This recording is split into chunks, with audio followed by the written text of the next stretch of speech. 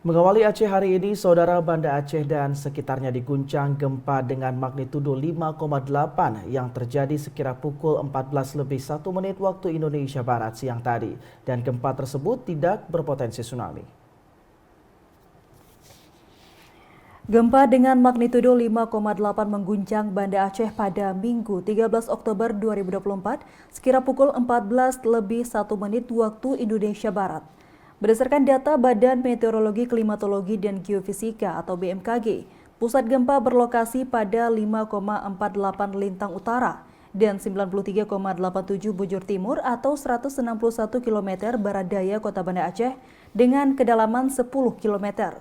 Gempa tersebut dirasakan di Banda Aceh, Aceh Besar, Sabang, hingga Pidi.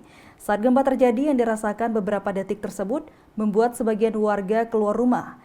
Hingga kini belum diketahui ada atau tidaknya dampak dari gempa tersebut. BMKG memastikan gempa tersebut tidak berpotensi tsunami dan masyarakat diimbau tidak perlu panik serta tetap tenang.